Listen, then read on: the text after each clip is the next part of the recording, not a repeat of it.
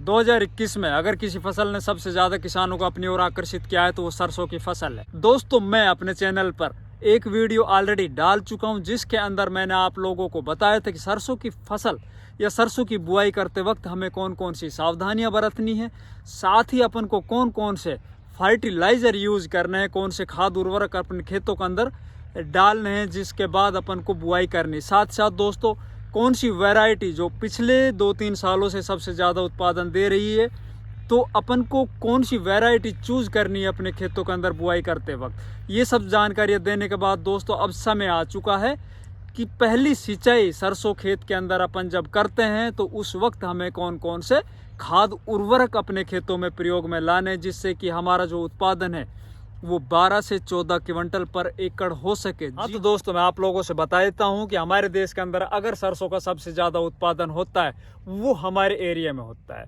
पूरे देश का कुल उत्पादन का लगभग 60% हिस्सा राजस्थान से होकर निकलता है और राजस्थान में सबसे ज़्यादा जो उत्पादन सरसों का होता है या सबसे ज़्यादा तेल की मात्रा सरसों में पाई जाती है वो 2 जिले अलवर और भरतपुर। और दोस्तों मैं अलवर राजस्थान से ही बिलोंग करता हूँ। हमारे यहाँ पे सरसों का जो टोटल उत्पादन होता है वो पर एकड़ के हिसाब से पूरे देश में सबसे ज़्यादा है। तो आखिर कौन सी स्ट्रेटेजी हम अपनाते हैं, किस तरह से अपनी फसल को अपन करते हैं जिससे कि हमारा उत्पादन ज़्यादा से ज़्यादा होता है, साथ ही साथ हमारे जो सरसों के तेल की मात्रा है वो पूरे देश में सबसे ज़्यादा पाई जाती है। तो दोस्तों आज की वीडियो में आप लोगों से पूरी डिटेल इन्फॉर्मेशन साझा करने जा रहा हूँ कि अपन जब पहली सिंचाई करते हैं सरसों की उस वक्त कौन कौन सी सावधानियाँ बरतते हैं, साथ में अपनी फसल के अंदर कौन कौन से फर्टिलाइजर यूज करते हैं। तो दोस्तों अब बात करते हैं हमें सरसों की फसल के अंदर जो पहली सिंचाई है वो कब और किस अवस्था में करनी। तो आप जिस दिन बुआई करते हो उससे 30वें दिन आप अपने खेतों के अंदर जाके देखिए, आपकी फसल के अंदर 6 से 7 पत्तियां निकल चुकी होंगी और पत्तियों का जो साइज है वो उसकी चौड़ाई वो काफ़ी अच्छी हो चुकी होंगी। आप उस अवस्था में उस फसल के अंदर सिंचाई कीजिए। अगर आप उससे पहले सिंचाई करते हो या उसके बाद सिंचाई करते हो तो दोस्तों आपका जो उत्पादन निश्चित तौर पर प्रभावित होगा। अगर आप छोटी अवस्था में सरसों के अंदर सिंचाई कर देते हो तो आपकी जो सरसों की फसल है उसका जो तना है वो उतना अच्छे से मोटा नहीं हो पाएगा। तना मोटा नहीं होगा, उतनी ही ज़्यादा उसके अंदर जो नई शाखाएं निकलेगी कम निकलेंगी। साथ ही दोस्तों उसकी जो हाइट होगी पौधे की वो पूरी ऊपर तक नहीं जा पाएगी। एक तरह से वो कुपोषित पौधा रह जाएगा और आपका उत्पादन है वो निश्चित तौर पर कम होगा। हाँ, तो दोस्तों सिंचाई करते वक्त अपन को कुछ सावधानियाँ ज़रूर बरतनी है। देखिए हमारे देश के अंदर अलग अलग जगह पर अलग अलग मिट्टी पाई जाती है खेतों के अंदर। तो जिन खेतों के अंदर चिकनी मिट्टी है, बहुत ही ठोस मिट्टी है, जिनके अंदर वाटर होल्डिंग कैपेसिटी बहुत ज़्यादा कम है, पानी एक बार अपन खेतों में छोड़ देते हैं तो 2-2 3-3 दिन तक पानी खड़ा रहता है, उन खेतों के अंदर जहाँ पे हमें फसल लगा रखी है सरसों की तो उन खेतों के अंदर दोस्तों अपन को सिंचाई बिल्कुल हल्की करनी है। सिंचाई इस टाइप से कीजिए आपके खेतों के अंदर पूरी नमी पहुँच जाए। ऐसा ना हो कि आप उसके अंदर इतना पानी भर दो कि आपकी जो फसल है वो पानी के अंदर डूबी रहे 1 दिन या 2 दिन। तो अगर ऐसा हुआ तो आपकी फसल वहीं पे ख़त्म हो जाएगी। जो खेत सैंडी सोइल है, जिन खेतों के अंदर मिट्टी है वो नरम है, भुरभुरी है, उन खेतों के अंदर आप 30 दिन के बाद अच्छे से सिंचाई कर दीजिए। पहली जो सिंचाई है बिल्कुल गहरी पानी भर के कीजिए, क्योंकि उसके अंदर आप जैसे ही पानी दोगे तो 1 या 2 घंटे बाद आप देखोगे तो उसके अंदर पानी है वो खेतों के अंदर मिलेगा नहीं, क्योंकि उसके अंदर जो मिट्टी है उसके अंदर वाटर होल्डिंग कैपेसिटी बहुत ज़्यादा होती है। तो आप जिन खेतों के अंदर मिट्टी चिकनी है उनके अंदर कम पानी दीजिए। जो खेत आपके सैंडी सोइल है, भुरभुरे खेत हैं, उसके अंदर आप ज़्यादा सिंचाई कीजिए। दोस्तों अब बात करते हैं सिंचाई करते वक्त हमें कौन सा खाद उर्वरक यूज में लाना है, उपयोग में लाना है, जिससे कि हमारी जो फसल है अच्छे से ग्रोथ करे, साथ ही अच्छा उत्पादन निकले। बिल्कुल बहुत इम्पोर्टेंट टॉपिक है ये। तो दोस्तों देखिए, जिन किसान भाइयों ने सरसों की बुआई करते वक्त DAP, single super phosphate, urea और पोटास ये सब शुरुआत में ही दे दिए थे, साथ ही सल्फर ये सब अपन जब बुआई कर रहे तो उस वक्त अपन दे चुके अपने खेतों के अंदर। तो आप ऐसा कीजिए, आप देख रहे होंगे जब 30 दिन की आपकी फसल होगी तो बहुत अच्छे से लहलहा रही होगी उस टाइम पे फसल।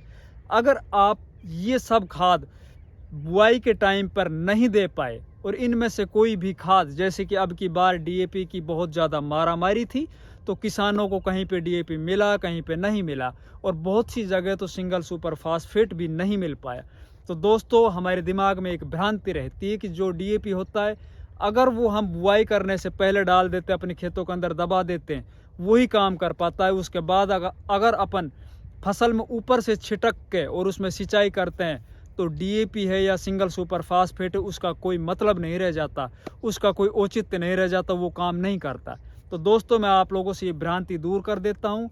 जिन किसान भाइयों के खेतों के अंदर डीएपी शुरुआत में नहीं डला था या सिंगल सुपर फास्फेट शुरू में किसी कारणवश नहीं डला, आप निश्चित तौर पर, अगर आप लोगों को इस अवस्था में पहले सिंचाई करते वक्त डीएपी मिल जाता है, तो आप डीएपी डालिए पर एकड़ 30 किलो, आप सिंगल सुपर फास्फेट डालिए पर एकड़ 50 किलो, आप यूरिया डालिए पर एकड़ 30 से 35 किलो, आप सल्फर डालिए पर एकड़ 3 किलो। इन सब को अच्छे से मिला लीजिए।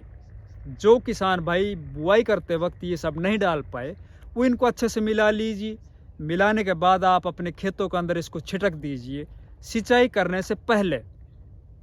जैसे ही आप अपने खेतों के अंदर इन खादों को छिटक दोगे, तो जो मिट्टी होगी दोस्तों, जब आप उसमें सिंचाई करोगे तो वो मिट्टी में नीचे मिल जाएगा, एक तरह से पानी के साथ नीचे बैठ जाएगा।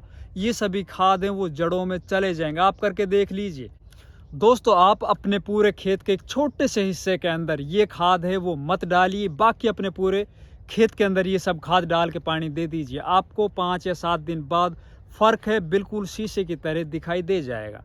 उसके अंदर आप लोगों की जो भ्रांति है कि अपन जो डीएपी डालते हैं ऊपर से सिंचाई करने से पहले, ऊपर से अपन जब सिंचाई करते हैं तो उसका कोई औचित्य नहीं रहता, तो वो भी सब जितने भी कॉन्सेप्ट हैं वो क्लियर हो जाएंगे। अब बात करते हैं दोस्तों, जिन किसान भाइयों ने ये सब पहले से डाल दिया, वो सिर्फ और सिर्फ 1 बैग यूरिया पर एकड़ के हिसाब से अपने खेतों के अंदर दे दीजिए।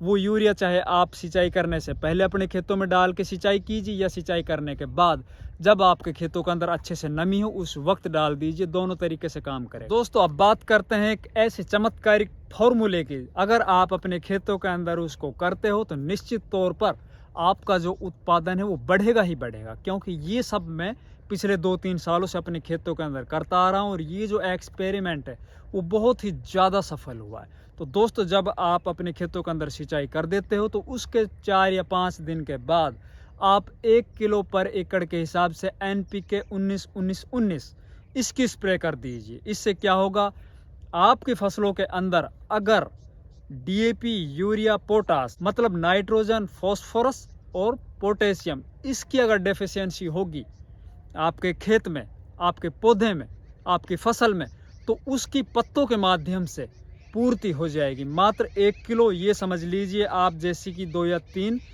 बैग आपने डीएपी, यूरिया, पोटास के डाल दिए अपने खेतों के अंदर, बिल्कुल चमत्कारिक रिजल्ट आप लोगों को मिलने वाला है। तो ये सब काम अपने खेतों में आप कर लीजिए। निश्चित तौर पर आपका जो उत्पादन है दोस्तों पिछले साल की अपेक्षा अब की बार बढ़ने वाला है।